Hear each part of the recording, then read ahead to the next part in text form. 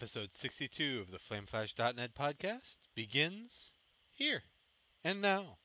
Welcome aboard. I'm FlameFlash, and we're going to start right in with the Raptor Report because it's been a busy week. Raptor Report starting off with LEGO Indiana Jones 2. The adventure continues.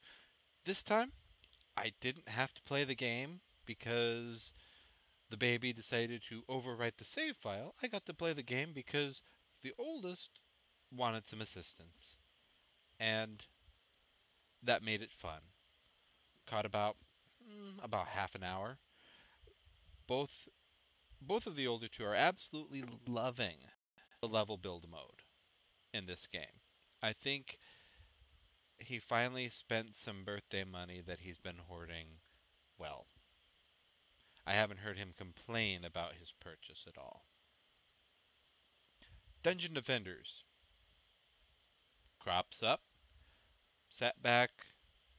Played the Android, which seems to be my favorite. The setting of the laser traps and whatnot. Wasn't as satisfying of rounds as previous times, but I think that has partially to do with the team. One of them ran around collecting all the mana and then not really setting up their traps very effectively. And then another decided, hey, let's set the difficulty on insane, even though we're all pretty low level. So the ogres kind of came over and slapped us around a bit and taught us a lesson. After that, they did pull back on the difficulty, but not by enough. Magic the Gathering, Duels of the Planeswalkers 2012. So, as I mentioned before, this now easily and only, for the most part, tracks my physical cards. Picked up a 2013 Deck Builders box. It's most likely going to be about $20 at your local retailer, and it's worth every penny. You get 4 boosters from this block: M13, Innistrad, Dark Ascension, and Avacyn Restored. So those 4 together, $16. You also get 100 mana, and 125 other quasi-randomized cards, commons and uncommons. Awesome. Sure, you could spend $4 more, after buying 4 packs of boosters, and get another 15 pack and possibly get that rare you were desperately wanting, or a really high-priced rare to trade for the uncommons and commons that you want. But for those of us who don't watch the markets well enough, the Magic card markets, trading is kind of out of our realm. It's a lot more effective than it used to be, because you can grab your cell phone and Google for average prices right then and there. Oop, there's the price. Huntsman of the Fells, $20. All right. And buddy, you're not going to screw me over there. What for?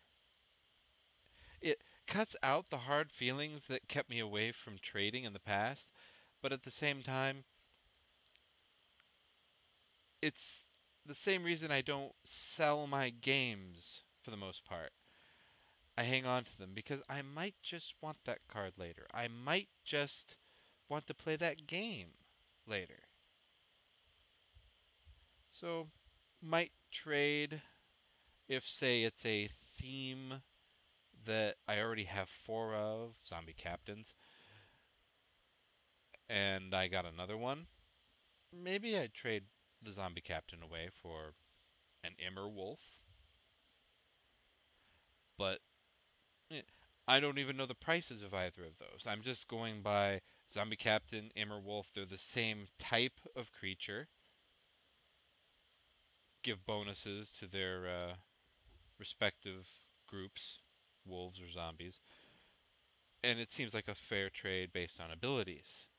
But I know that's not how most people trade, which is why it gets messy and why I stay out of it for the most part. Civilization 5. Greatly enjoyed this, as usual. I need a new computer. even to play Civ 5 on, though. I like the absolutely huge maps with the most civilizations I can muster and fit on there. And Raptor clocked 5 hours. I would estimate 20% of those 5 hours was me waiting for the turn to resolve. I'm my own worst enemy in that regard. So it's not a complaint. It's just a holy crap, I play on big maps. I'm a warmonger that also likes to go for science. So to be able to pull that off, you need a huge map. Otherwise, you have to go one way or the other. This Gemini just can't do that. World of Warcraft. We've seen a massive increase in World of Warcraft play in this household. Raptor clocks me in at about 7 hours this last week. Seems about right. Definitely feel the push. Feel the push for the mists. Feel the push to get what I want to get done out of Kata done, since it's almost over. And I'm doing it. I accidentally queued for one of the end of time dungeons and was finally successful. We wiped a couple of times.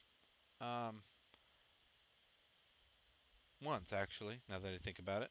And that was totally my fault because I was unfamiliar with the zone and followed somebody in pathing wise and subsequently pulled all the trash that they were trying to skip. Yeah. I pointed out to them that I had no idea where I was doing in the zone. Got tips on the bosses, that kind of thing. But I proved myself yet again as not too bad of a healer, so they didn't kick me. And I survived the Jaina fight without getting kicked this time, so obviously the mage there was just kind of grumpy. But I shall continue, I shall persevere. Being the assistant GM actually kind of inspires me to want to log in, oddly, more often, even though it's mostly just an honorific title because I play as I am and don't really care for drama, don't abuse the guild bank, and will be helpful in watching that others don't abuse the guild bank, because there's not much to do in the guild right now with the expansion winding down. Sims 3 crops up. I think I tried to sneak in some Sims 3 time. I can't really recall at this point. It's Sims 3. I really wish Steam would get on the ball and EA would let Steam get on the ball and have a couple of the other stuff packs available for download, but until they do, I'm not picking it up. I am buying from Steam, or I'm not buying at all. And EA's Origin service can bite me. Terraria for the PC. I've said my piece on Terraria. It was available on the Steam Summer Sale for about $3.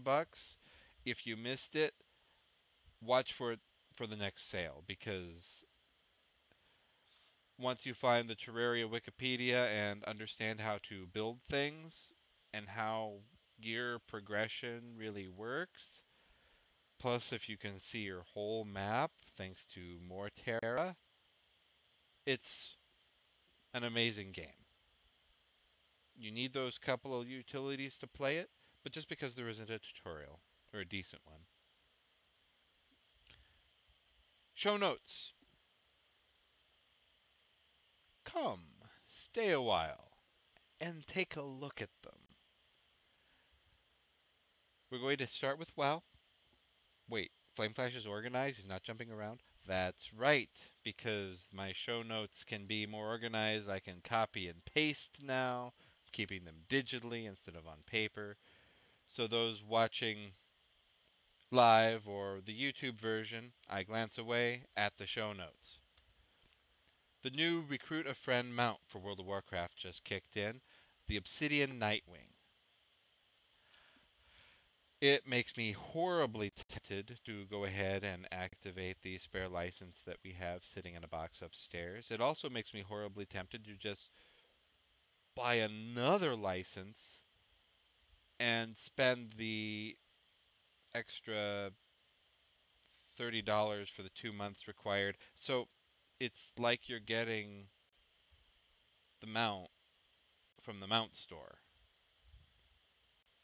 because we would make good use out of another WoW account for the family. But we only have 3 computers that's capable of running WoW, and I'm a little worried that at least 2 of them aren't going to be able to run Mists.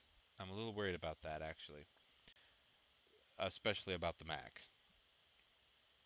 We'll wait and see on the Mac. But with that being the fear, we're waiting until Mists, until we're even going to consider activating that 4th account. Because there are 4 people that want to actively play the game in the household at this point. Tradition of cooking item set. Awesome. It's these kinds of things in WoW that make me want to play, that make me want to play often, for instance, because now I'm getting slightly ahead of myself, but there are 48 dailies a day at max level. Clearly, the reason why they're removing the level cap, or the daily cap, you have the potential to be able to do 48 dailies a day. Now, the caveat is you have to have progressed all the way through all of those quests, all of the zones. Probably for the most part have the Pandaren equivalent of Lore Master, whatever that achievement might be named. But cool. It gives me a little bit of pause because tabard rep grinding is out now in Mists. So you're not going to wear a tabard, you're not going to go into the heroic dungeons to do that, but at the same time that means the time you would normally be queued up for a dungeon as, for instance, a healer, which is pretty fast, you can pull back and not heal for strangers, just heal for friends, or just heal to gear, and go forth and do your dailies. Go forth and get your rep. It does worry me that later game, those folks who might have not gotten all of the reps yet, for whatever reason, are then going to be super grumpy with brand new 90s who aren't pulling their weight, quote unquote, and doing stellar DPS just because they're new 90s. But we'll wait and see. The Dungeon Finder groups come in 2 sets, I've noticed. Extremely volatile and nitpicky.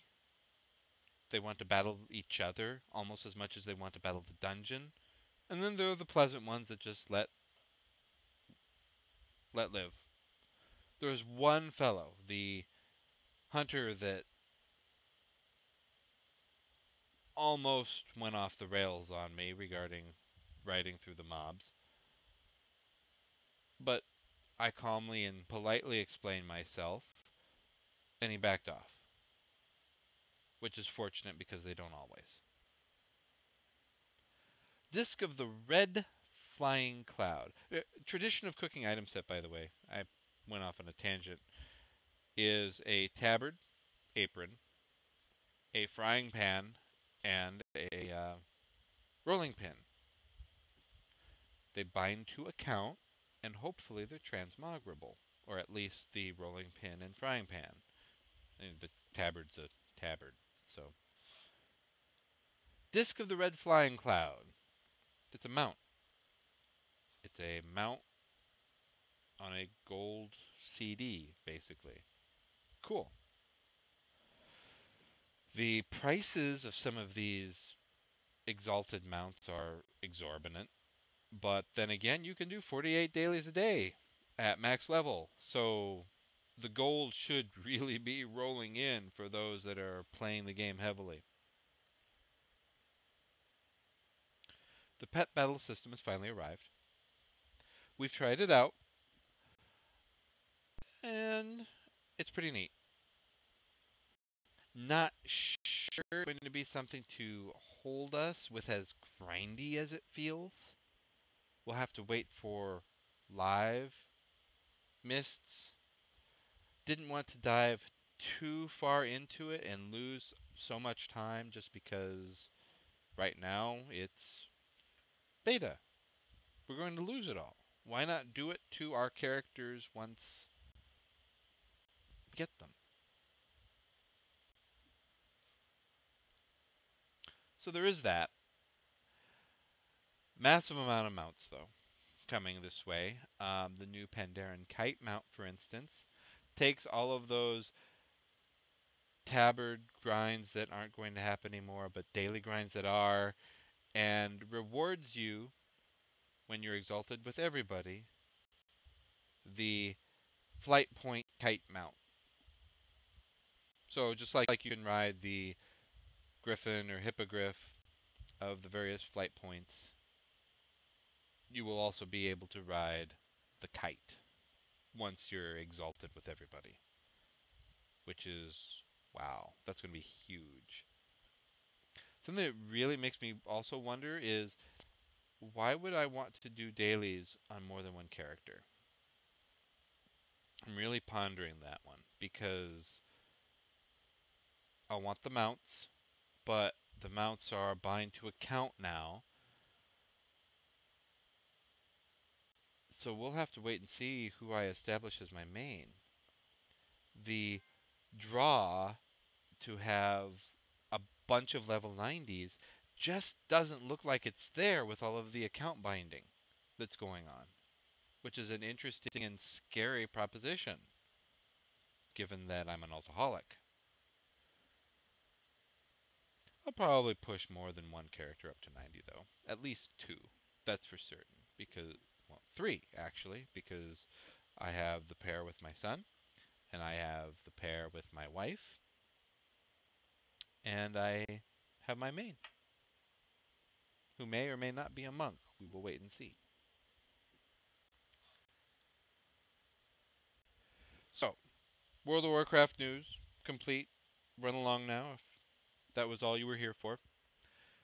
But if you're not, we're going to go into a shopping news tidbit real quick. You buy a PC, get an Xbox. Check the show notes that will be posted after the podcast goes live, and you can find the voucher there. I think it's about $800 that you need to spend on a new computer, and you get your voucher. Neat. It's a student promotion kind of thing, so there's a bit of irony to it because they're encouraging students to buy a Microsoft-based laptop, and then they're also encouraging students to go game and not do their homework. Oh well.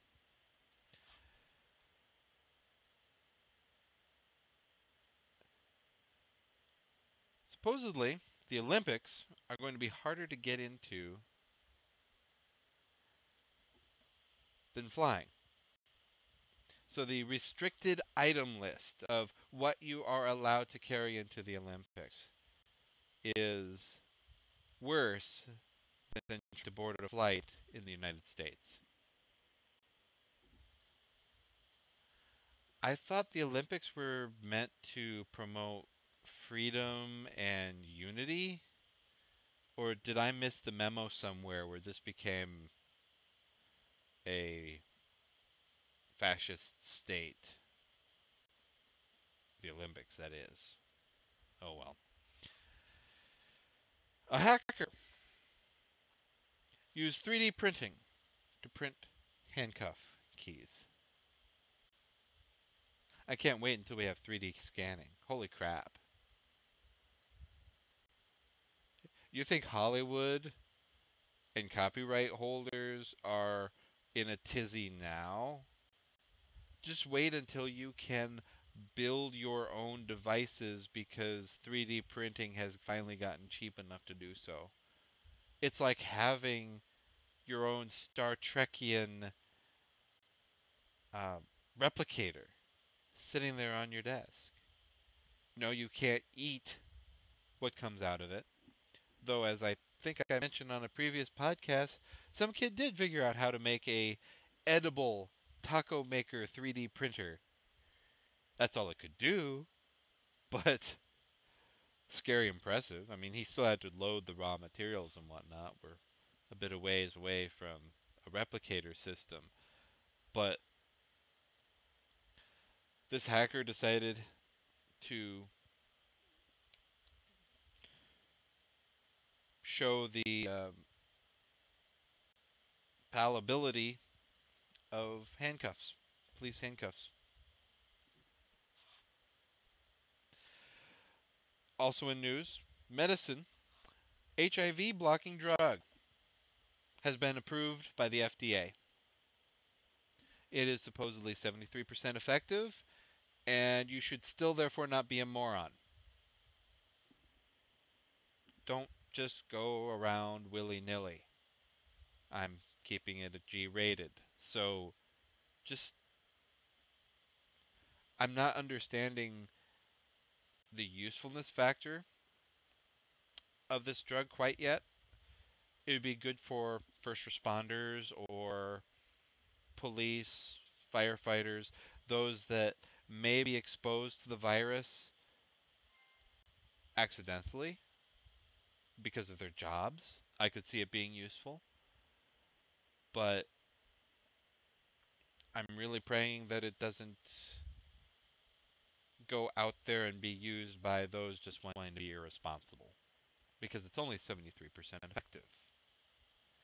There's also concern that this might create an HIV superbug, similar to how some bacteria is now unresponsive to antibiotics. A reasonable concern, which yet again means people shouldn't be running around willy-nilly using this. It would be a great thing to put out there in Africa, where the HIV virus is running wild in some regions. Because just maybe that will help stem the tide better because of cultural and educational problems that keep them from understanding the full risk and why it spreads. Sad bit of news. Stream of items. Over half of Detroit homeless are at risk. Squatters are therefore out there taking over Detroit foreclosed houses, because there are more foreclosed houses in the United States than there are homeless people. That's a cruel, cruel irony right there. But third, the Michigan Governor Snyder, plans to bulldoze those empty houses so that squatters can't go and squat in them. The supposed reason for this is because it makes the neighborhood safer. Well, it also makes the neighborhood safer to have these homes lived in and occupied by rightful owners who originally bought these houses. As an anecdote, a personal anecdote, I now know somebody who's had their house foreclosed on. He did his darndest to work with the bank. He was trying to refinance his home. Bill payer, has a job. It's not like he was underwater with his house. He was just trying to refinance it with this other bank, because the first bank was being uncooperative. But the first bank was being so uncooperative, the one holding his mortgage, that they wouldn't let him do it. They wouldn't send him the appropriate paperwork. They wanted to insist he pay them at the higher rate than he would have from the refinancing. And because they refused to work with him, he spitefully, some might say wrongfully, but I don't see anything wrong with this, said, fine, if you refuse to work with me, I refuse to work with you. I'm not paying anymore. So we got to live in his house for a year for rent free. Paid off quite a few other bills in that time. Now he's elsewhere, renting, I believe, and free of that idiot bank that said, we would rather take your home than do business with you and lose money. Yeah, there's no good reason why the U.S. bank system screwed up at all. None at all. Now, in another minor bit of scary/sad news, experts are a little bit worried about defense cuts because it could potentially cost the economy about 2 million jobs. So, while for budgetary reasons, the Department of Defense needs to slowly, and I stress the word slowly, pull back on their spending, they can't do it so quickly that it sends shockwaves throughout the economy, or we're just going to go right back to the whole foreclosing problem and homes problem that we've been having. Before I segue into some gaming, let's enrage you a little bit with a political news item. So Wisconsin's already been crazy enough to outlaw um, public, unions. There we go. Now they're wanting to outlaw single parenting. I was waiting for some kind of reaction from my wife, but I think she's too tired. I am getting a gentle smile from her, so I'll acknowledge that. Yeah, so Senator Grothman of Wisconsin, Republican is his party, though both sides are stupid. This one's just particularly being extra stupid in this case. Senate Bill 507 specifically requires, quote, the Child Abuse and Neglect Prevention Board to emphasize non-marital parenthood as a contributing factor to child abuse and neglect. Yeah, the science is sound, disturbingly. The statistics behind the reasoning. But he's not using statistics. He's claiming that, for instance, in his pamphlet, his re-election campaign pamphlet, that Democrats want people to be single parents because that means they're going to be more likely on governmental programs because they're single parents, etc., etc., etc. So he wants women in abusive relationships who are removing their children from the abusive relationship to stay with the abuser because that reduces child abuse and neglect. Yeah. Logic. Not there. I'd like to accuse this senator of not being a parent, probably, not making the right choices, making the sacrifices for your children, but I'm not going to go that far. I just think he's not thinking at all. And while it's nice to promote quote unquote family values of the atomic family, mother, father, and children, the law is written in such a way that non-married but committed couples with children are also at a higher chance of being deemed child abusers, and same-sex couples are also deemed as possibly being a higher chance of child abusers, even though they're in committed, stable relationships. So the law is just completely poorly worded, and he's making many assumptions that shouldn't be made. I'm going to allow myself to be distracted with the game. so I'll get off the soapbox for a moment. And the 3DS, new Super Mario Bros. 2 trailer. I linked to it in the show notes. It's still pre-ordered. There's not much more I can say about it. Also, I embedded a tweet in the show notes. In September, Double Dragon Neon comes out. I have an Xbox Live points card sitting in my desk drawer just waiting for it. And if I happen to use that on something else really cool, I believe I have enough money on my PlayStation wallet at the moment to grab it. Hopefully, it even gets a PlayStation Plus discount. I'm crossing my fingers there, that's for sure. Pokemon. Yes, Pokemon. Porygon, one of the original 151, is currently available in Pokemon Black and White.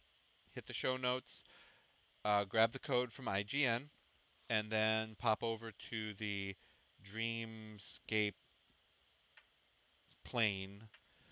I need to finish Pokemon Black. Black 2 is about to come out. I feel slightly ashamed, but I enjoyed Mario Kart 7 so much that Pokemon Black just never went back. So I'll need to put that back in and get cracking. Finish the story. Some internet randomness. Dr. Horrible 2 is in production, and the original is going to air on the CW. My, the mighty have risen. Go Joss Whedon. Pirate Bay. So the Pirate Bay is a website / organization / lifestyle. Various internet service providers tried blocking the Pirate Bay. Various countries. You're trying to block and make laws against some of the people that understand the internet a heck of a lot better than you. Good luck. Pirate Bay reports they did see a slight downward spiral of their activities, of the people going to their site.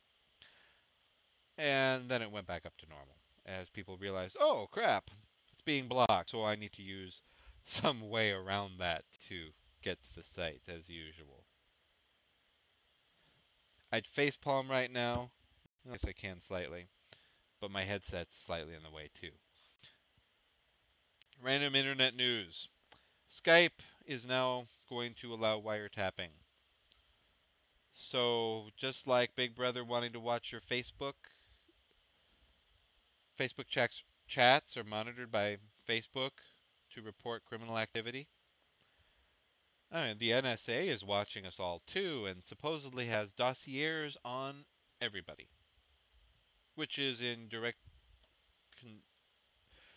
contrast to what the head of the NSA said at a congressional hearing. But as the article that I linked to says, maybe he's just misinterpreting the word intercept, because technically they're just gathering up all the information and holding it. So until they read it, they're not intercepting it.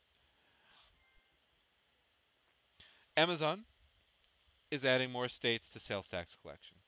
Fortunately, the straight line of the Midwest from Louisiana to Minnesota is still safe. And all of the Rocky Mountain states are still safe, except for Nevada. And the East Coast is definitely not safe. But, we have a chart on podcast notes that I ran off with straight from the article I linked to, and feel free to check them both out. See if your state is on the list.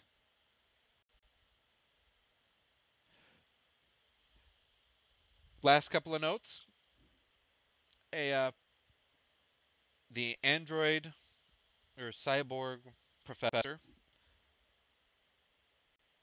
He's the man with all the wearable tech. He invented quite a bit of it. Google Glass may have taken its inspiration, the Google Glasses. may have taken its inspiration from him. But a McDonald's in France basically attacks him. Tears up his documentation saying, this is my doctor saying this is okay for me to wear. I'm wearing it because I need corrective lenses, etc., etc., etc. The stuff is physically attached to my head, so don't try to remove it, Mr. Security Guard. They ignored it. They attacked him. They did damage to his device. See, in his post, he points out the fact that any damage to his device makes it stop buffering and deleting the pictures and starts taking pictures of the reason why it was damaged, at least as long as it can, so that hopefully he can piece together when, where, and how it was damaged. Well, in this case, he knows the when, where, and how. He even has the who. And McDonald's says, no, our people didn't do that. We have photographic evidence floating around on the internet. McDonald's, wake up. Wake up. That's all I have to say to that one. If you can lightly hear the Imperial Death March behind me, I can't play it for long because of copyright reasons. But Microsoft has announced that Windows 8 releases October 26th. And I thought the music was appropriate. If you couldn't hear it, go look for it on YouTube or just pop in your favorite Star Wars. But Windows 8 approaches, my friends, October 26th. I wish you luck. I wish you well. I wish you would follow at FlameFlash on Twitter or stop by and hit FlameFlash on Raptor.com, RAPTR.com. And may your gaming on Windows 8 be just as wonderful as it is in 7 or XP or Vista. Have a good evening. Thank you for stopping by.